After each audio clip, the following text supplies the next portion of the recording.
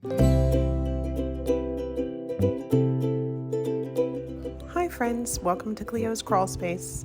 We're here just for a quick Cleo update today. She had a little surprise for us and an update on how our bioactive enclosure is doing. This is the same bioactive enclosure that we created together in our first video, so I thought it would be good to come back and sort of check in on how it's holding up and how Cleo is liking it.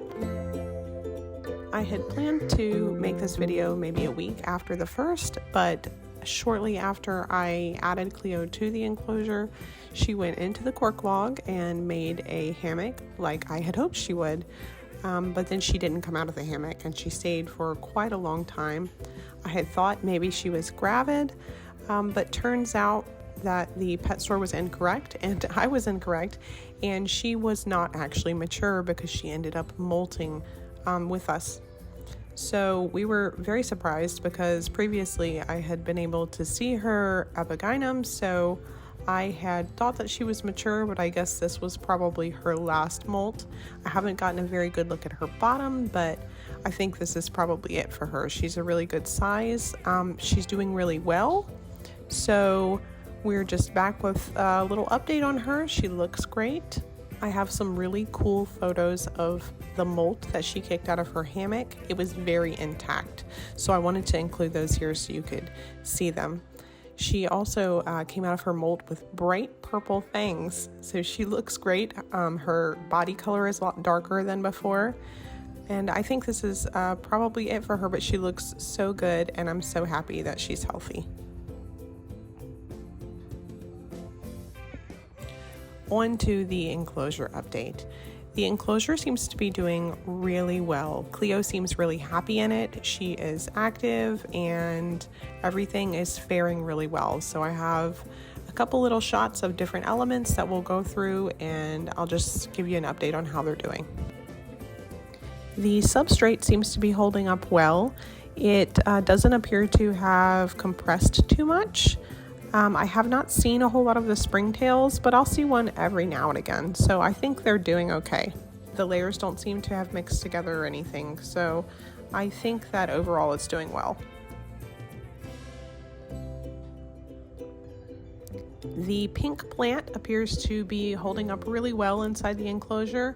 I didn't know a whole lot about this plant, so I wasn't sure how it would do, but it seems to be doing really well in the high humidity and is growing a couple new leaves.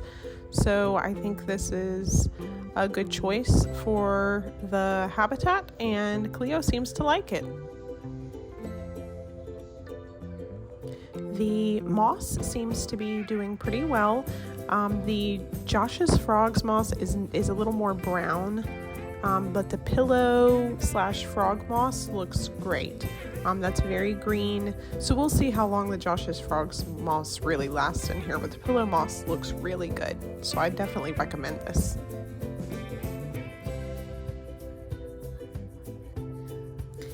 The hygrometer didn't really work out. It reads 99% humidity almost all of the time, I think because it is almost impossible not to spray it directly with the mister, and it's just not really working out. So I probably won't add a hygrometer to any future enclosures, but it was worth a shot.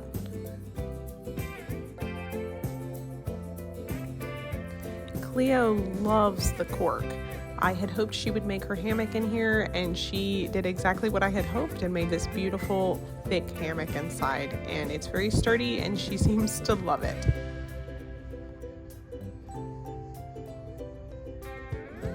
One of the great things about this piece of cork in particular that I think that she likes is that around the back of the piece of cork there is a hole that is kind of like a fun little back door for her, so she can go in and out of the front or this back area, or there's also a little door on the bottom front where she can walk out onto the substrate if she wanted. The enclosure overall seems to be holding up really well. She seems to love it. She seems happy and active, and overall I'm really pleased with how it looks and how the plants are growing. So I think it has done well, and I think I would use a lot of these same concepts if I build another enclosure.